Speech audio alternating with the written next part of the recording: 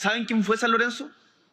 Fue declarado archivista y tesorero de la iglesia, un cargo de esas características.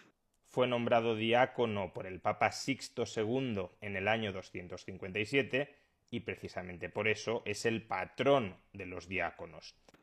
Y en una de las peleas, discusiones que hubo al interior de la iglesia que no terminaban muy bien, le fue condenado. Aquí la cosa ya empieza a descarrilar peligrosamente. A San Lorenzo no lo condena la Iglesia. De hecho, la Iglesia lo canoniza como santo. A San Lorenzo lo condena el Imperio Romano. Porque le mandaron a hacer un inventario de todos los bienes de la iglesia.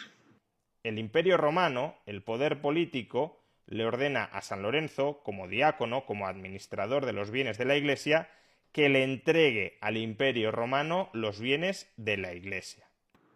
Y San Lorenzo lo que hace es junta todos los bienes materiales, no sé cuáles específicamente habrán sido, y se los entrega a los pobres, a los minusválidos, a la gente que más sufría en el lugar donde él estaba.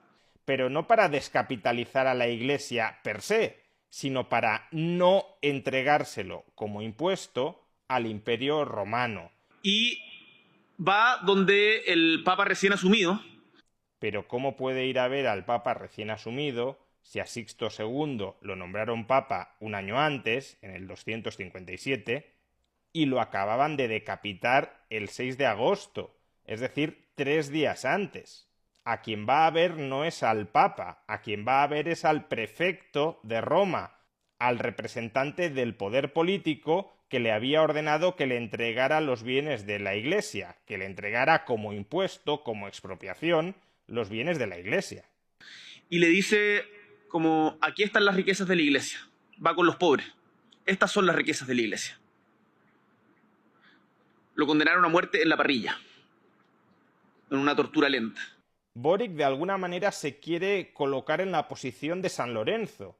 Yo represento los ideales redistributivos de San Lorenzo, pero en realidad Boric ocupa la posición del Imperio Romano, de quien cobra impuestos, de quien arrebata la propiedad a otras personas, de quien castiga a aquellos contribuyentes que, como San Lorenzo, se niegan a pagar impuestos. Y por tanto conviene remarcar que en la historia de San Lorenzo, Gabriel Boric es el Imperio Romano que condena a muerte a San Lorenzo.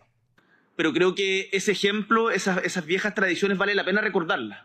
Sí, vale la pena recordarlas, pero recordarlas bien, no mintiendo sobre ellas, no tergiversándolas en función de tu conveniencia y de tu agenda ideológica.